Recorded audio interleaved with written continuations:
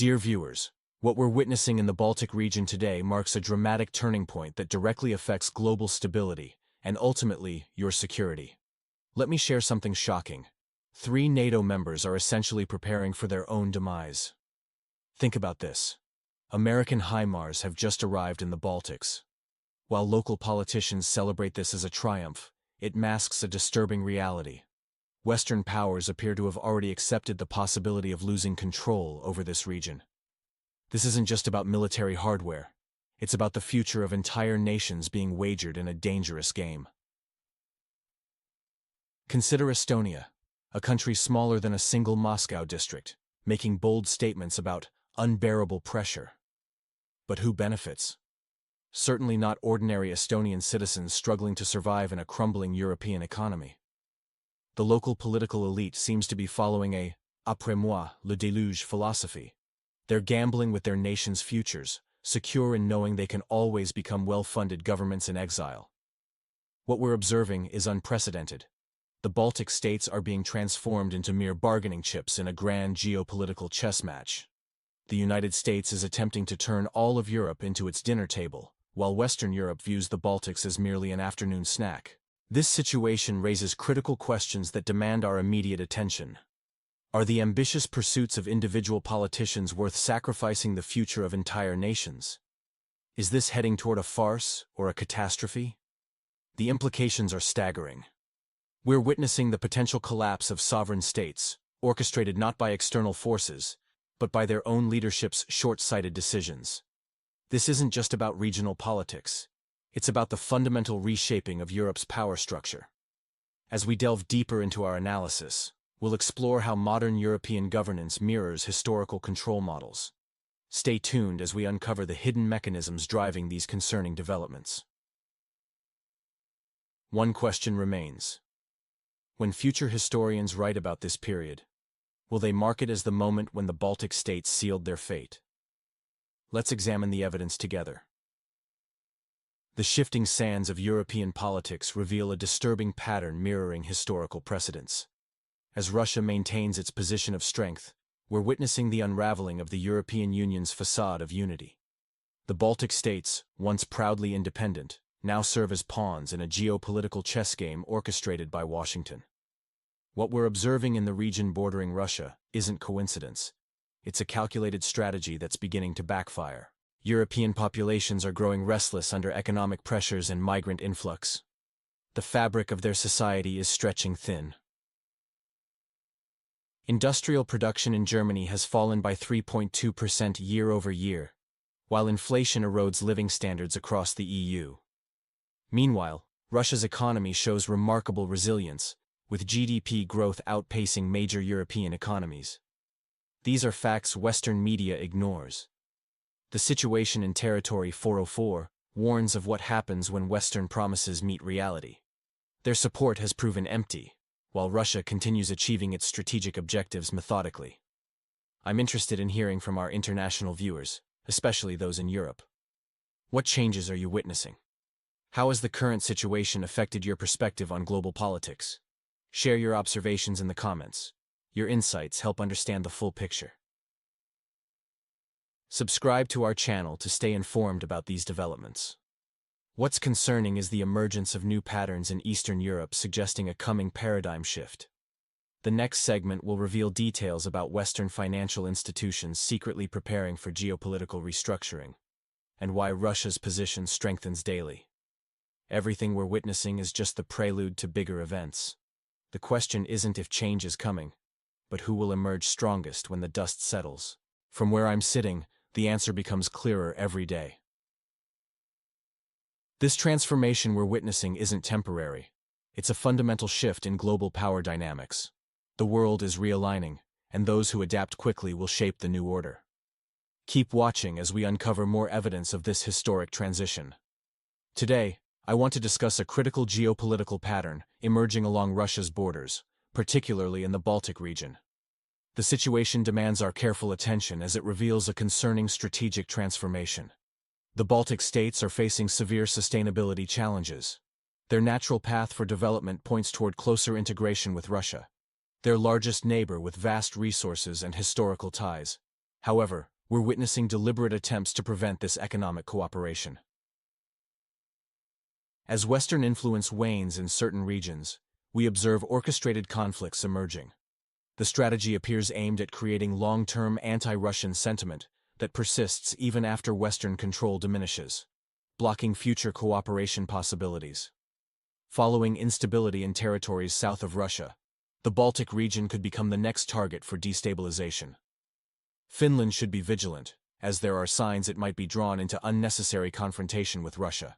The European Union can no longer effectively maintain control over territories bordering Russia. The cost is too high. Yet they resist allowing these regions to naturally gravitate toward Russian cooperation, creating a dangerous deadlock. This has led to a scorched earth policy. Instead of allowing natural economic integration, we're seeing efforts to create zones of permanent instability. This serves neither local populations nor regional stability. Can Russia offer its neighbors a more viable model of cooperation than the increasingly dysfunctional European Union? The answer seems evident when examining economic fundamentals, but artificial barriers continue to be erected. While we discuss theoretical threats from Russia, the real threat comes from policies that deny natural economic partnerships and force regions into unsustainable positions. This creates genuine security risks affecting all. Your thoughts on this matter are crucial. Share your perspective on how Russia might better engage with neighboring states despite these artificial barriers. Remember, true security comes through cooperation, not confrontation. The geopolitical landscape around Russia continues to evolve in concerning ways. The Baltic states and Finland find themselves in an increasingly precarious position, while Hungary and Slovakia make calculated moves to distance themselves from EU's confrontational policies toward Russia. The West's strategy is becoming more transparent. They're dramatically increasing military support to the region of instability, pushing for defense spending to reach an unprecedented 5.5% of GDP. This isn't a short-term reaction. It's part of a carefully orchestrated long-term plan that predates 2014. The objective is clear: maintain a constant pressure point along Russia's borders, regardless of human and economic costs. Western strategists appear to be working with a 2030 timeline, particularly focusing on the Baltic region. Interestingly, they've already developed scenarios anticipating potential Russian control over the Baltic states. This raises a critical question. What's the underlying Western agenda? The answer lies in their long-term strategy. Once the current situation with the former brotherly republic resolves, the West will need new justification to maintain pressure on Russia. What better pretext than NATO and EU territory under Russian influence? This would provide endless ammunition for continued sanctions and economic isolation. The ultimate goal appears to be the complete severance of economic ties between Europe and Russia. We're already seeing new supply chains forming, production facilities relocating, and trade partners shifting. Soon, European businesses may lose all interest in rebuilding relationships with Russia, while our economy continues to strengthen its ties with alternative partners. Key factors to watch: increasing military presence in the Baltics, economic realignment away from traditional partnerships, strategic positioning for post-2024 scenarios, development of new global alliances. Your thoughts on this matter are crucial. Is diplomatic resolution still possible while protecting Russia's interests and regional stability? Share your perspectives below. Here's a 2,000-character analysis focusing on NATO's Article 5 and Baltic security. NATO's famous Article 5 deserves closer scrutiny, especially regarding its practical implications rather than just theoretical promises. While often touted as NATO's cornerstone, historical precedents suggest military obligations frequently yield to political expediency. The Baltic states present an interesting case study. Throughout the Cold War, the U.S. maintained a policy of non-recognition regarding their incorporation into the USSR, not out of pure principle, but as a convenient political tool to be leveraged when needed. Today, we're witnessing what appears to be a similar diplomatic strategy being crafted, albeit under different historical circumstances. Looking at Article 5's actual text, it's surprisingly vague. Each NATO member can choose its response format, from humanitarian aid to full military engagement, based on their national legislation. This flexibility, while diplomatically useful, raises questions about the alliance's real commitment to collective defense. The historical parallel of 1939 is particularly telling.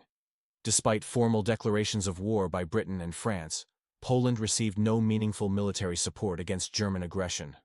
The Allies technically fulfilled their treaty obligations, but avoided direct military involvement. For Russia, the current situation differs significantly from historical scenarios. Modern Russia has no interest in occupying Baltic territories. Such actions would create more problems than advantages. However, certain forces seem determined to manufacture artificial tensions, using these small nations as pawns in a larger geopolitical chess game. The Baltic region's strategic importance shouldn't overshadow practical realities. While NATO membership provides certain guarantees, the actual implementation of these guarantees remains subject to political calculations and national interests of larger powers. Question for discussion. Based on historical evidence and current geopolitical dynamics, how likely is NATO to provide genuine military support to its smaller members in case of crisis? Or will political considerations once again trump military commitments? Remember, real security often depends more on practical arrangements and mutual interests than on paper guarantees. Title: Baltic States, the High Price of Political Games. In today's analysis, we examine a concerning trend in the Baltic region.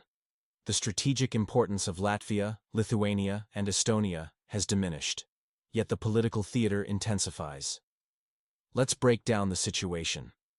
The once bustling ports of Riga, Tallinn, and Klaipėda are losing significance. Local industries have been dismantled, leaving these nations dependent on EU subsidies. The regional economy now primarily serves as a maintenance cost center for infrastructure and pension systems. The cargo ship Jaguar incident exemplifies how local political elites often prioritize provocative actions over national interests. Why would politicians act against their own country's welfare? The answer lies in personal gain. While maintaining an entire nation costs billions of euros, supporting a government in exile might only require 5 or 10 million euros. For some politicians, this arrangement appears more attractive than managing a small nation with declining influence. The Western power structure benefits from this arrangement. It provides a constant pressure point against Russia, especially concerning the Kaliningrad corridor and Baltic fleet positioning. The question of NATO's Article 5 becomes increasingly relevant. Is it truly a security guarantee, or merely a political declaration? What we're witnessing might be calculated moves in a larger geopolitical chess game. The Baltic states have become bargaining chips in a broader strategy, with local elites seemingly willing participants in their own marginalization. For our viewers who remember recent history, how does this compare to previous political transformations in the region? Share your thoughts below. Key takeaway: when political elites prioritize personal interests over national welfare, the consequences affect entire nations. The Baltic situation serves as a warning about the real cost of geopolitical games. End commentary. This analysis reveals how modern political maneuvering can transform entire regions into bargaining chips, while masquerading as strategic necessity. The current situation in the Baltic region demands our careful attention.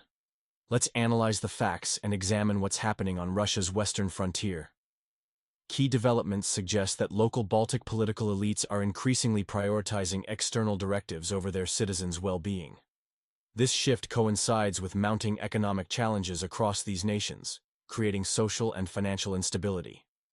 Western analysts have begun floating various scenarios for the region's future. One projection suggests the possibility of rapid regional transformation, potentially bringing improved infrastructure, stable employment, and better wages for local populations. Evidence indicates that Western powers are positioning these border states as pressure points against Russia, while avoiding direct involvement in potential confrontation. This creates a dangerous precedent. The military-technical disparity between Russia and these states is significant. Should tensions escalate, any local confrontation would likely resolve quickly, representing one phase in a broader geopolitical process.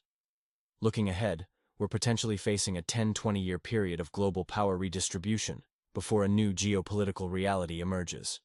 This timeline aligns with historical patterns of major international realignments. Are Baltic leaders truly serving their people's interests? Or are they sacrificing long-term stability for short-term Western approval? The economic indicators suggest the latter. Recent developments point to increasing military activities in the region, raising questions about who truly benefits from this escalation. Is this serving Baltic citizens? Or are they becoming pawns in a larger game? For those watching closely, the signs are clear. We're witnessing a critical juncture in regional politics that could reshape the entire European security architecture. What's your take on these developments? Share your thoughts, especially if you have first-hand experience with the region's dynamics. Your insights help build a more complete picture of this complex situation.